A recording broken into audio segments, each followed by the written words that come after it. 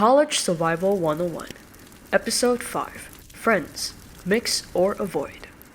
Ladies and gentlemen, welcome back to another episode of College Survival 101. I'm your host, Chen Yee. This episode is going to be about friendship, a topic that everyone, including you and me, could relate to while growing up.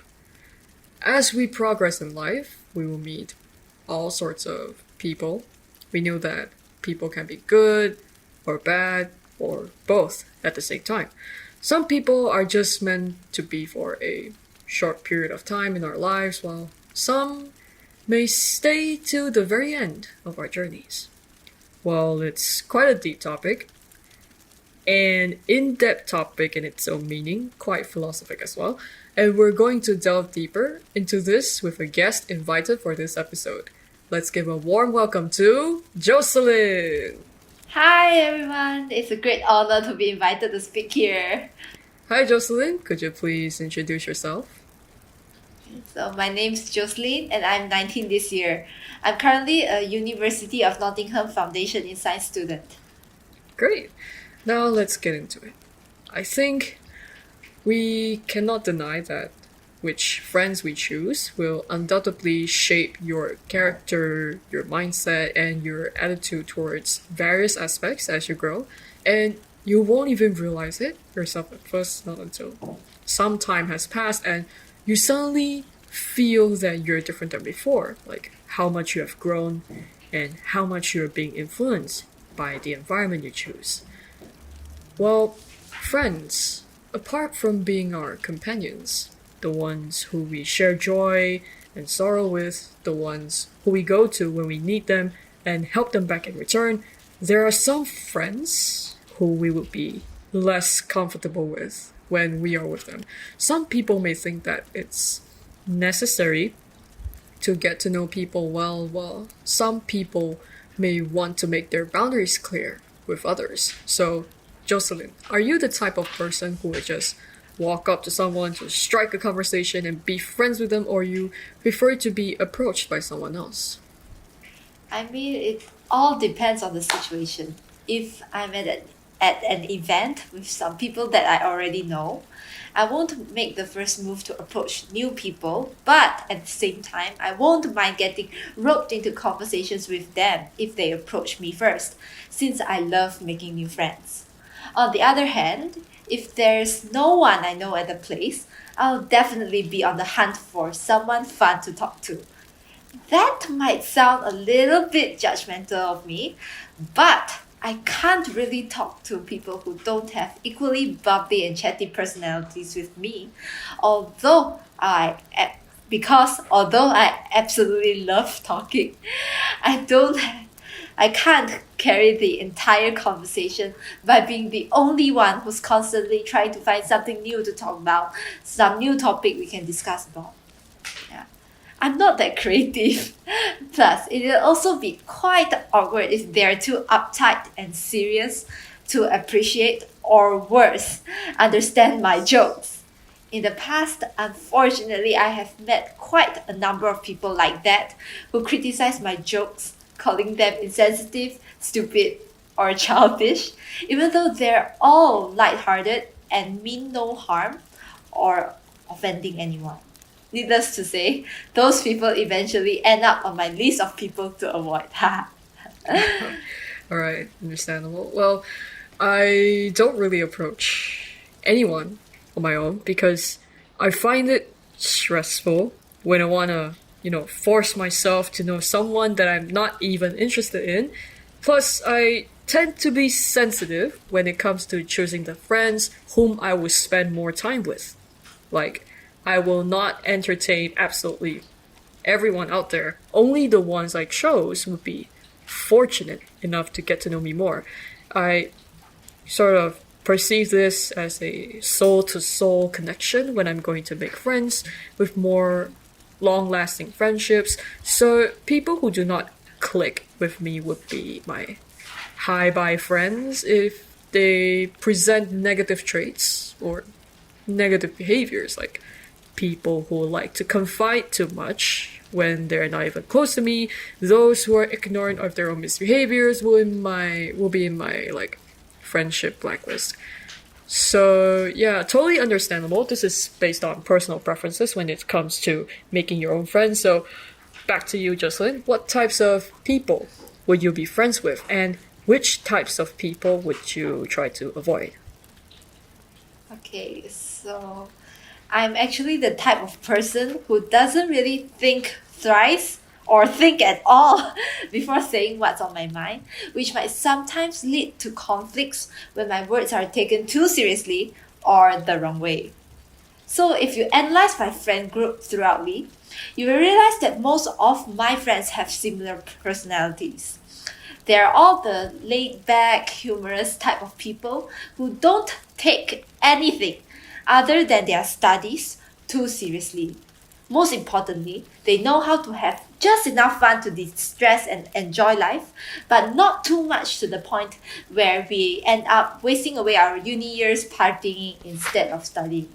So, to put things simply, I usually befriend ambitious, fun people who never lose sight of their end goal while having fun in life. Conversely, the people I usually avoid are those who are too uptight and serious, especially those who always have work on their mind, because it'll make me feel super stressed out as well, since vibes and energy can be transferred easily from one person to another. It's not that I never tried befriending them, because I really did. But none of those friendships worked out in the end because of our different mindsets. For example, during times where I feel like it's time for me to relax and take a break and maybe go somewhere to shop or sightsee, they might feel like, oh, we should use this time to work more on our assignments instead. Yeah, this is where conflicts happen and I'll end up arguing with them. Okay, back to the topic. Yeah, some people just don't understand the concept of all work and no play makes Jack a dull boy.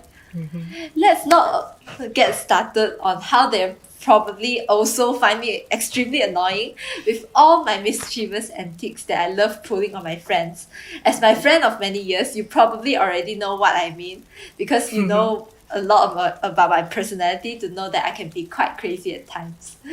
Yeah, true. Fun fact, I've known Jocelyn for quite a few years. I've lost count, but yeah, we know for some time now. We've known each other for some time now. We met each other in kindergarten. Yeah, true. Yep, that's true. So, we kind of missed out like during our primary school years because we're at different schools, but we managed to meet each other again at our secondary school, which is a fortunate thing. And yeah, what Jocelyn has said, like she in her friend group, she mostly prefers those laid back, humorous types that matches with her own personality. That's the Like the host. yeah. So it's like the common trait in her group. So that's why she and her friends get along well. So unlike those people who are the complete opposite of the type of person she is, they won't be so well connected together.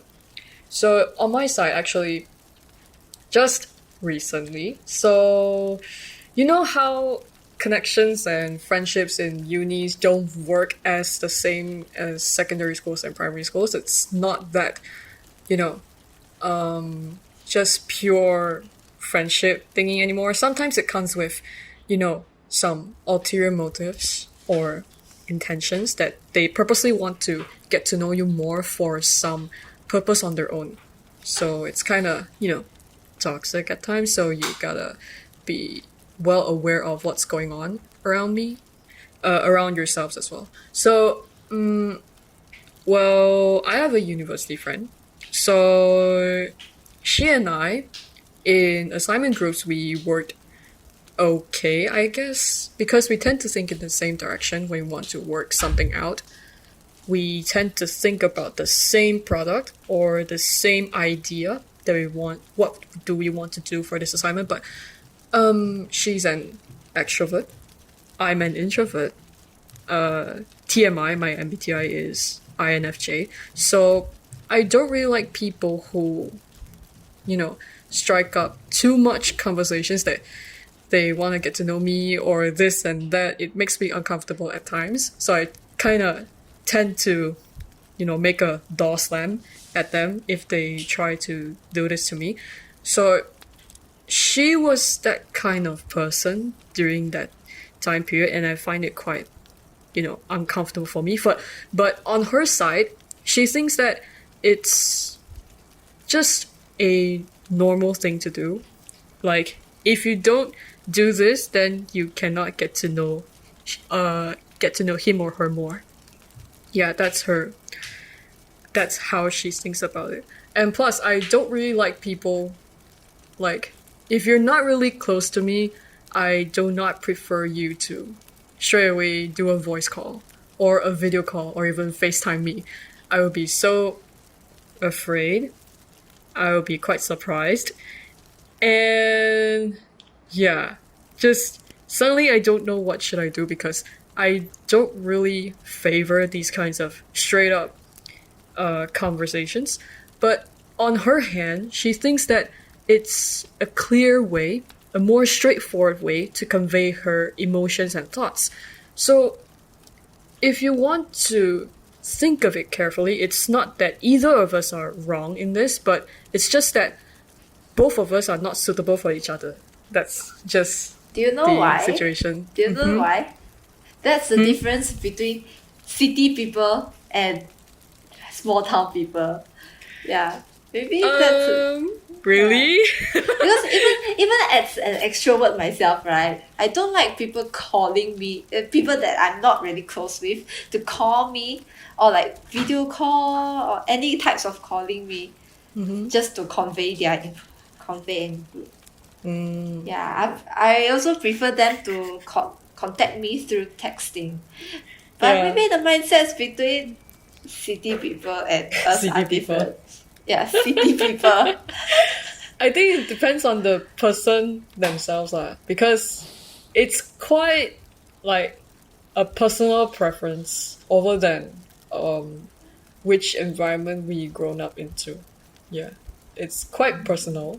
So yeah, I'm having a hard time myself actually in securing who should I be close friends with and who should I try to avoid and stuff, because they made me so uncomfortable. And what I found out is that I will try to be more, there's a term in Chinese called 佛系. So, they just come and go, and then I just don't really care about it. They just, I perceive them as someone who just comes and goes in life, try to, give me the experience. And yeah, I do not expect anyone to stay with me forever and ever until the end. Yeah. So yeah, I think that's my take on it. But yeah, sometimes, most of the times, I think this friendship thingy is more of a, how to say, selective participation thingy. You don't have to force yourself into a social group that you personally do not want to join. You don't have to force yourself into conversations that you do not wish to share anything about. It's normal to feel uncomfortable in some groups, because it's just a matter of you yourself, your own personality, your personal traits do not fit in that friend group.